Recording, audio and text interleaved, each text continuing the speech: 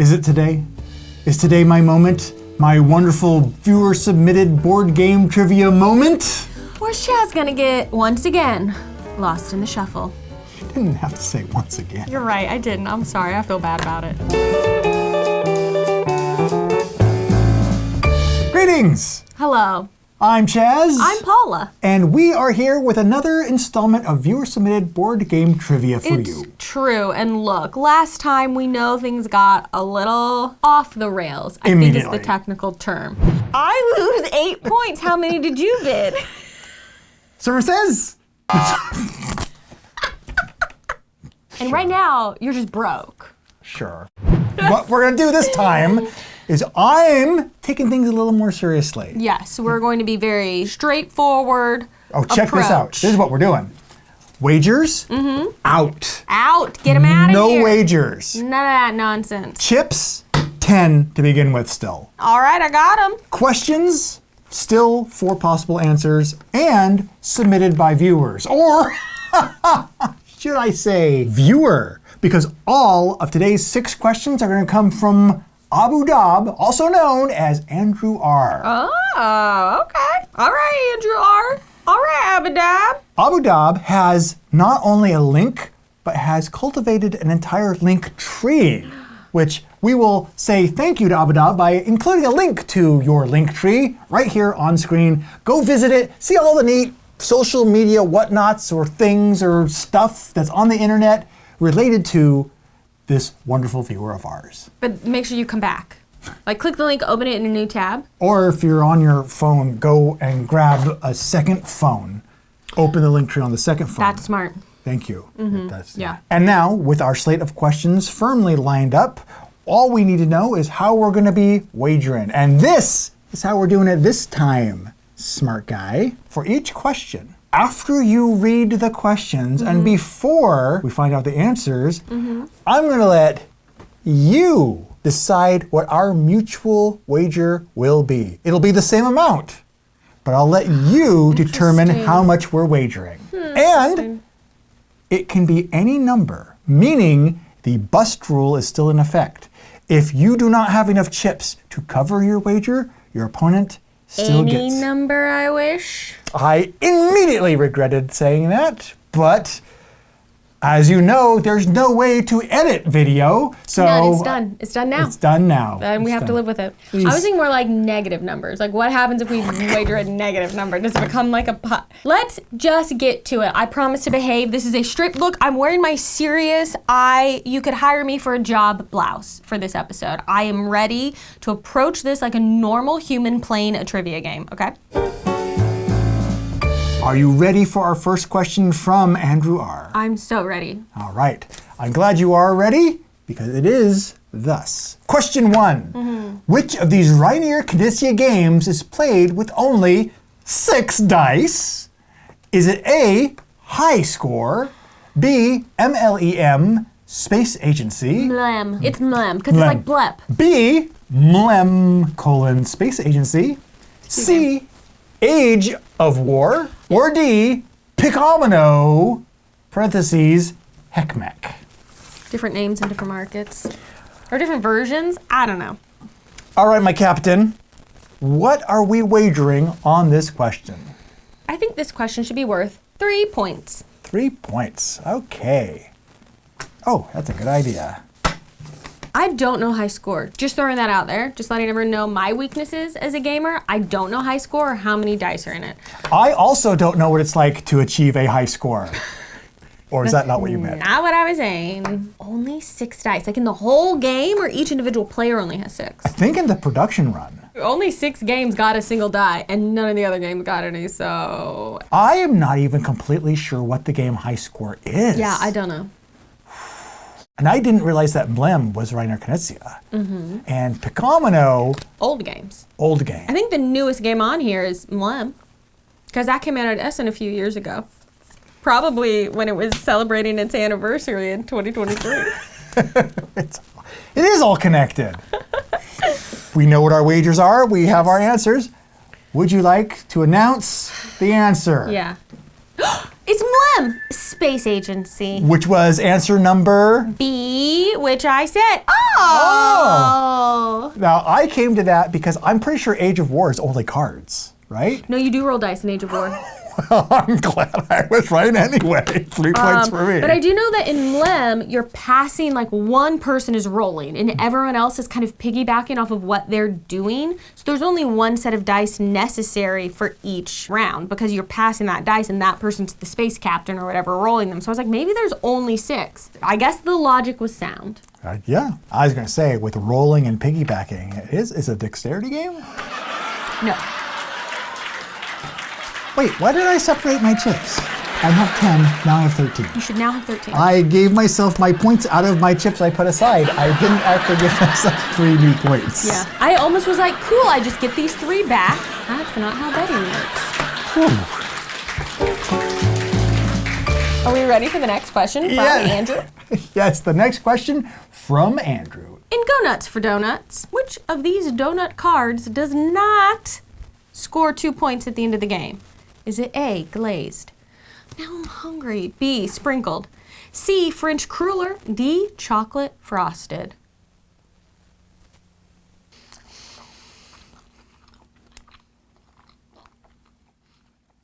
I am going to say that this is worth 1 point because I don't know the answer. Do you know the answer? We're betting 1. We're betting 1.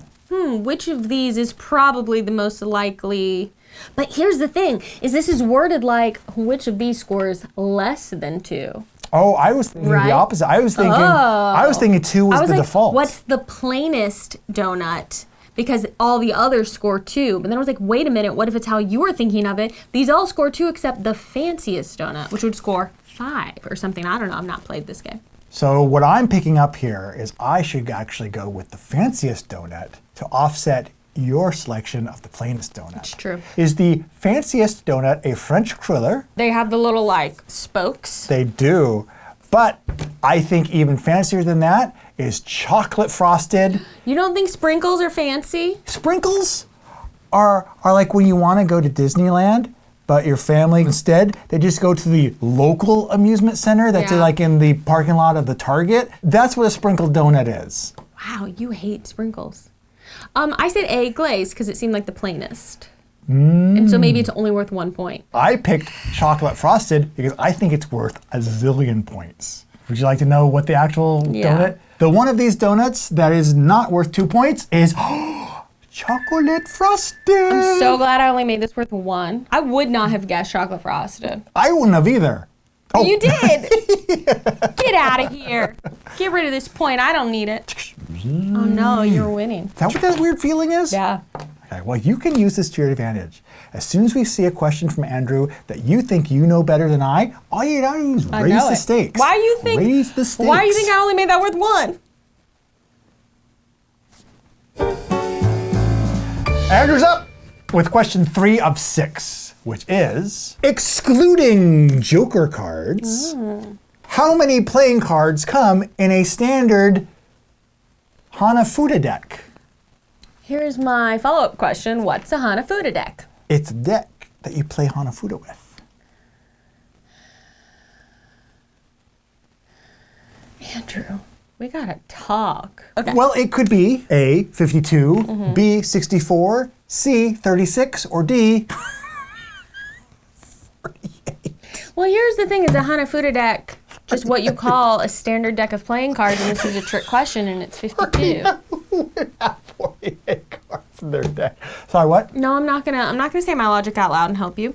Let's say that this is worth 2 points. Hey, big spender. Look, there's a reason I've been winning. It's because I don't blow all my points on stuff I don't know. Well, even though I made fun of the very premise of a 48 card deck, you did. I still went with D. I went with D.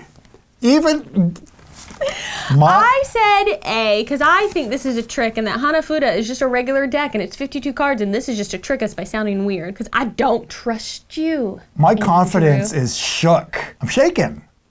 Okay, I'm not. I am in the inside. Yeah. I'm at quivering. Where it matters. Yes, exactly. The inside is what counts, so. And the answer is 48. I'm so furious.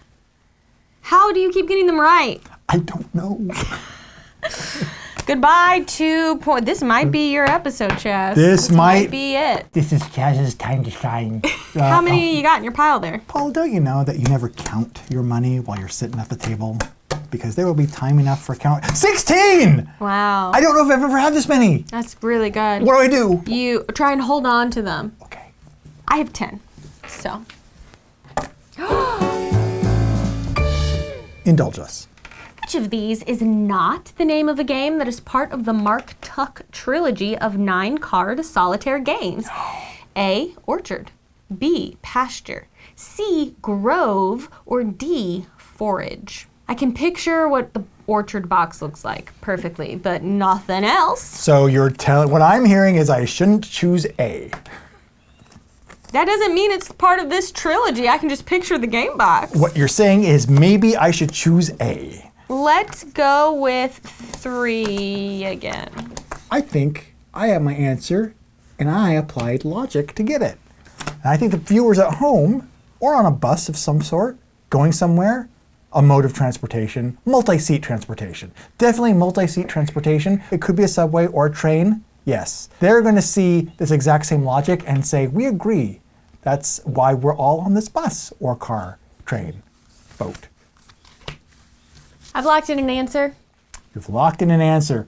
What answer have you locked it in?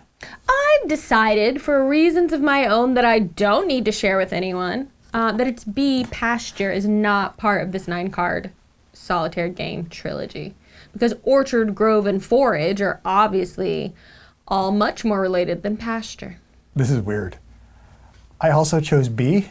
Oh no. But because I misread the question, and I thought it was which of these is in the trilogy, and I thought, well, Pasture is a little bit different, so maybe that's being tricky. So The problem is, if I get this right, you also get points. Thank goodness for that. So why don't we just jump to the correct answer, which is B. We're right.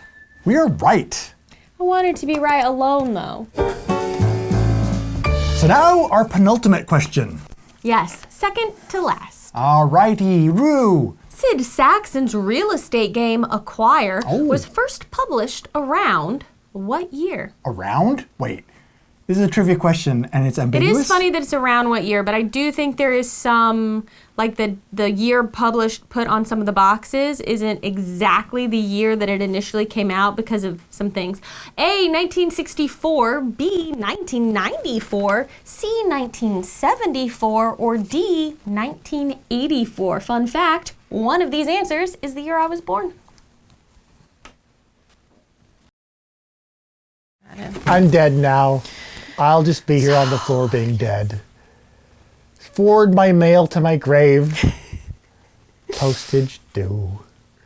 I think I mentioned it in a previous episode. 1995, we got Catan, and we have the Renaissance. And I know Acquire is one that came out and then kind of got a cult following later. So was Acquire right on the cusp of born a little too soon, like one of our co-hosts, but then rose to fame after and rode the coattails of something a little more famous, also like one of our co-hosts there. But anyway, I think I have my answer. This is going to be worth 10 points. 10 points? Yes. In this economy? And I really hope you get this wrong, because I'm counting on this. Well, I have bad news for you because I am absolutely 100% an Acquire release date aficionado, because not less than a year ago, I produced an entire video for the Watch It Played Patreon about Acquire's 50th anniversary because it was made in 1964. And I have a copy of my grandparents' 3M box of this from 1964. Yep. So my only hope going into that question was to pull out the old, well, Catan was made in 95 old. I was like, I know that I know this, so I should just give myself a chance to get as many points as possible and hope that you think it was made in the 70s. The only thing made in the 70s around here I want that. is me. 50-year anniversary edition of the game. However, 1, 2, will you 3, acquire it? Good question. 1, 2, 3, 4, 5, 6. Here's a actually fun fact. In my copy of Acquire, which again is my grandparents' old copy, there's an old baseball scorecard in it. That has nothing to do with the game. It just got put in there. So like what I'm assuming is my grandfather having marked down like scores from a game that must be from the 60s at some point. I haven't been able, there's no actual date on the scorecard, so I can't figure out exactly when it's from, but it's a very cool piece of personal history, I think. That's very neat. Ooh, here we are at our final question. And I am in a position I don't think I've ever been in before. You're winning. Yes. So you know what? You know what? Don't ruin it for yourself now, Chaz. You have a fun bit you're trying to do, and I don't want to let it happen. We're going to play this game out to the end. It's not a bit. It's not a bit. It might be a bit. But here's what I'm thinking. Tell me if this is a bit. No. Okay, fine. I want you to actually look. Fine. Here's the thing, though. No, the only way I'm going to win, I think, is if we go all in and you get it wrong. So we are going to go all in. But it's because I said so. All in isn't a number, though. We need a number. Count your chips. Yes, 23. We are betting 23. So, yeah, the only way for this to work is for me to go all in and hope that you get it wrong. This is my leftovers. You feel that tension? Yeah, because I can also see the question and I don't know the answer. Well, please indulge me. Us. The game, Uno, is based on Crazy Apes, while Skip-Bo is based on what classic card game? A, Spite and Malice. I mean, that is what I feel when I play Skip-Bo. B, Canasta. C, Oh Hell. Or D, Baccarat. I've played Spite and Malice. I like Spite and Malice. I have a copy of Spite and Malice. Oh. I've not played it, but I have played Skip-Bo. I will say, though, Skip-Bo is not as bad as Phase 10. Look, you're getting all my hot takes right now on, like, classic boxed card games. My dad made Phase 10. Sorry. I hate to tell your dad. He should have done something else.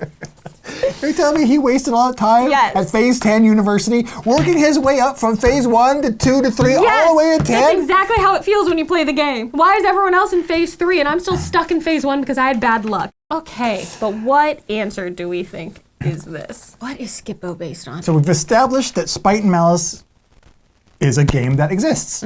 Canasta is also a card game I've heard of.